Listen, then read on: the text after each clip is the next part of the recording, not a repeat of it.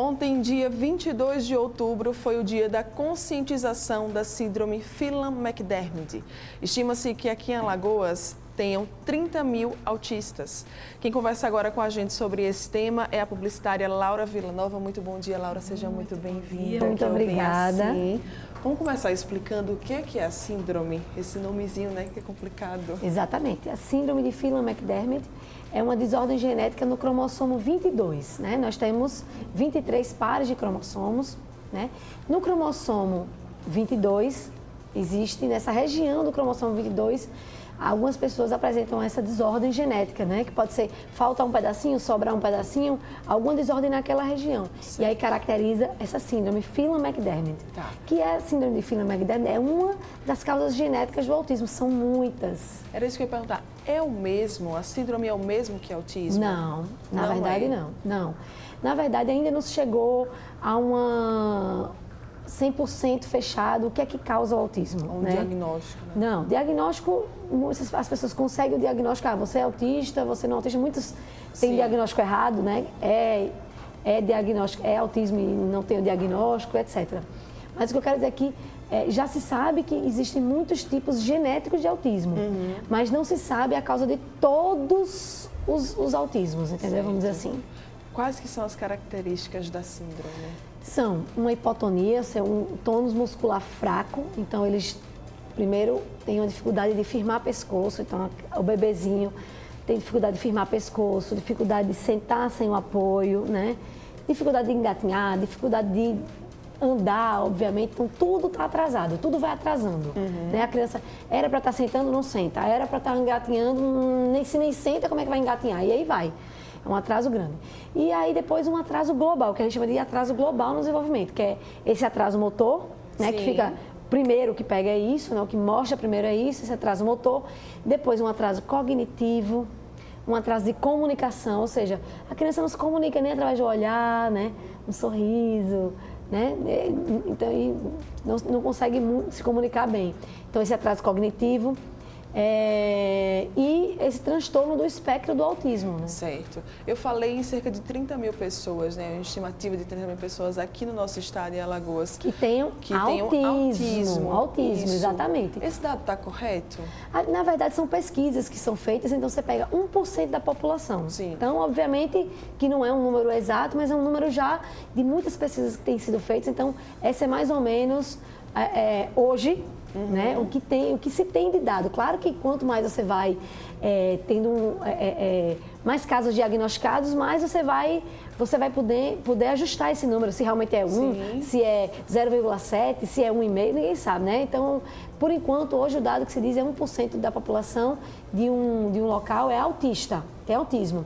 E aí, desse 1% de autistas, a gente tem meio a 1% que tem a síndrome do meu filho. Só que existem outras síndromes também que causam autismo, né? Era isso que eu ia falar agora. Você tem um filho, né? Exatamente. Que possui a síndrome. Como é que foi na hora da descoberta?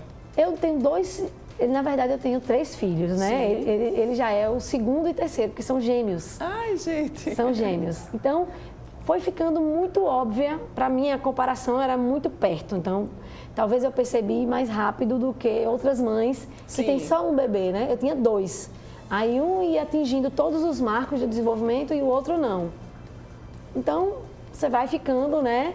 Obviamente que quando você está grávida de gêmeos e você vai lendo sobre o que é ser mãe de gêmeos, diz muito, não compare, cada um é cada um, eles são diferentes, então, e são personalidades diferentes, então você vai dizer, não, peraí, cada um é cada um, então pode ser, mas aí depois vai chegando um momento que vai ficando muito discrepante, né? A diferença, um vai se afastando, então você fala, peraí, não, deixa eu ir ali investigar, né? Então, para mim foi mais fácil, porque eu tinha uma comparação muito clara em casa. E quando você chegou ao diagnóstico, como é que foi? Na verdade, você demora muito a chegar ao diagnóstico.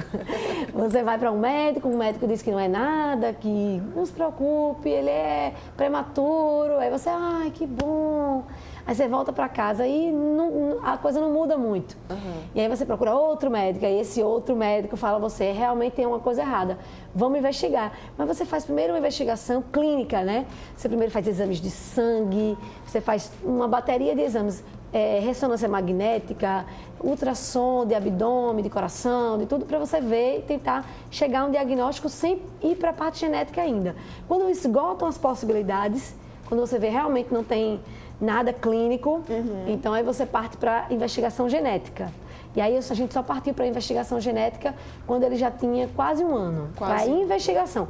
Até você, porque aí você vai fazer um exame genético e a gente só teve diagnóstico mesmo quando ele tinha 1 ano e 4 meses. Então, no caso, foi aí uma duração de 4 meses. Mais, né? Pra você, mais. Vamos dizer, entre a primeira médica que eu procurei quando ele tinha 6 meses, sim, né, até 1 ano e 4 meses, aí quase, né, 10 meses, aí quase 1 ano de busca por um diagnóstico. Como é que é a rotina? Tem tratamento? Vamos falar um pouquinho sobre esse lado também. Primeiro, a criança, porque é importante o diagnóstico cedo, né? Para o que a gente chama de intervenção precoce, que são as terapias. Fisioterapia, terapia ocupacional, fonoaudiólogo, psicólogo, tudo isso é muito importante. Tudo isso ajuda muito a desenvolver o bebê. Por quê? Porque o nosso cérebro, a gente sempre fala, como uma criança, como um bebê, ele se desenvolve, aprende tudo tão rápido, né? Sim. E quanto mais velho a gente fica, mais difícil é de aprender. É por isso, porque o bebê ele tem um cérebro como uma esponja.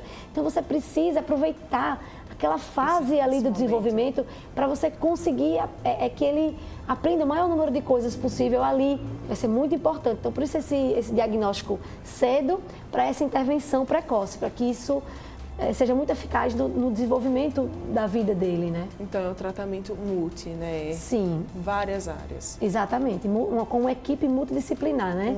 A equipe é importante, obviamente, que a equipe se converse, que eles estejam, né, dentro da mesma linha, fazendo um trabalho conjunto, né? E, obviamente, um trabalho em casa também. Então, se a fisioterapeuta passa as atividades e você depois chega em casa e não faz nada, também não adianta. Então, você tem que... É um trabalho que você tem que fazer em casa também, não é? Familiares, pais, cuidadores. Cuidadores. Como é que deve ser essa rotina em casa? Depende muito da estrutura familiar, né, que se tem, né? Existem pessoas que realmente tem que ser a mãe, que tem que fazer tudo. Mas, enfim, o que a gente tem que ter? Muito amor, muita paciência, né? Muita paciência, porque os avanços, eles são lentos, mas eles são importantes.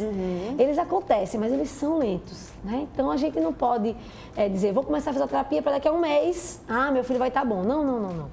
É uma coisa que é de longo prazo, não pode ficar olhando quando é que vai isso acabar, porque a gente não sabe. Então, tem que ter muita paciência e muito amor, né? Muito amor e muita fé de que aquilo vai dar certo. E domingo agora, no dia 27, né, você está promovendo um evento. Vamos falar sobre esse evento que vai acontecer? Exatamente. A gente precisa, né, trazer luz para esses assuntos, né? Da síndrome, eu, obviamente, estou levantando a síndrome do meu filho, né, que é a síndrome que eu tenho mais conhecimento, mas todos os tipos de deficiência são importantes que a gente traga uma luz para isso, para que a gente consiga agir com mais naturalidade, né? Tratar aquilo com mais naturalidade, né? Encontrar com uma pessoa com deficiência e saber como lidar com ela, porque muitas vezes as pessoas não sabem nem como lidar. Isso. E não é culpa das pessoas, é culpa realmente da falta de experiência com aquilo. E a gente só vai criar experiências se a gente tiver, exposto àquela situação.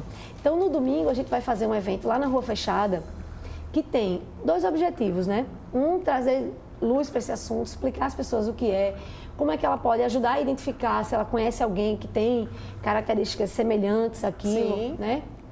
Esse. E 2, arrecadar fundos para pesquisa.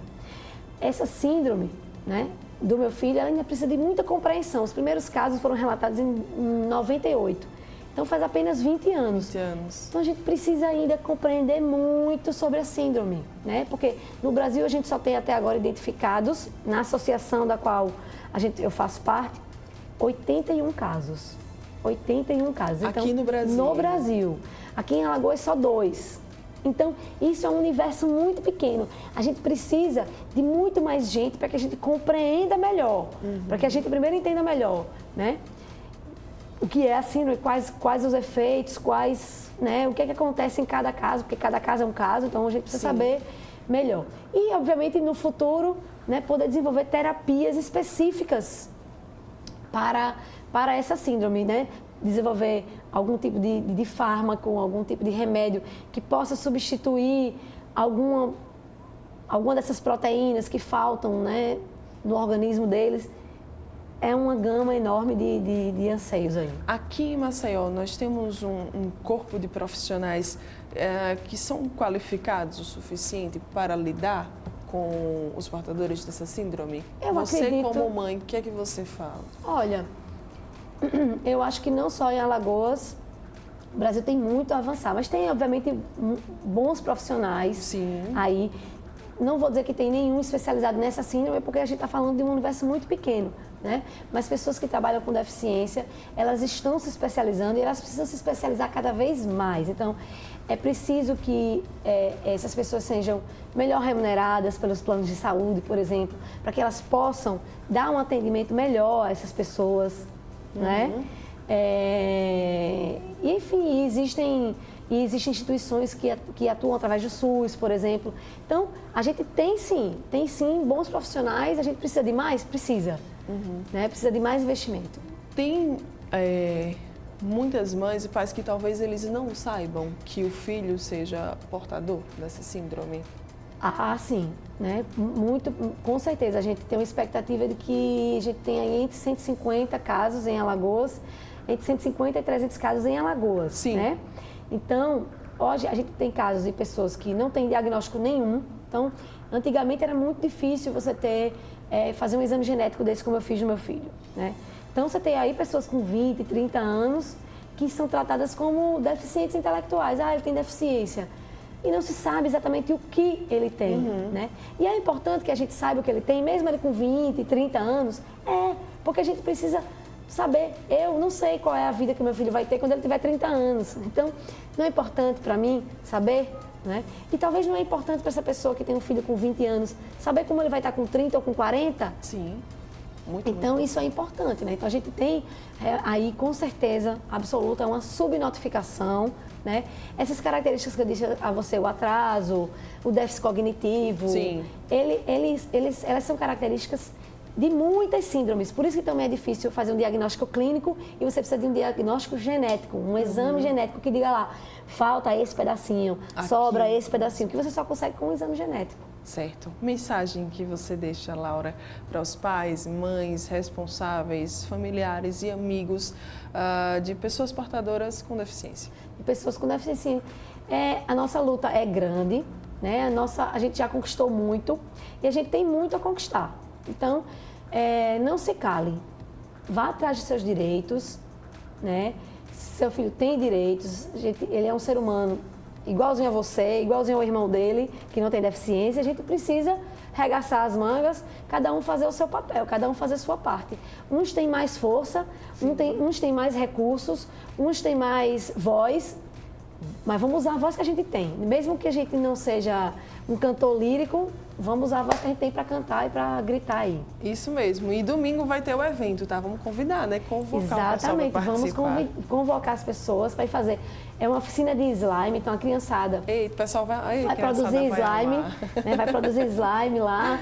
E toda a renda que a gente arrecadar com essas oficinas vão ser revertidas para a associação. Né? A gente conseguiu patrocinadores que conseguiram bancar todo o custo da oficina.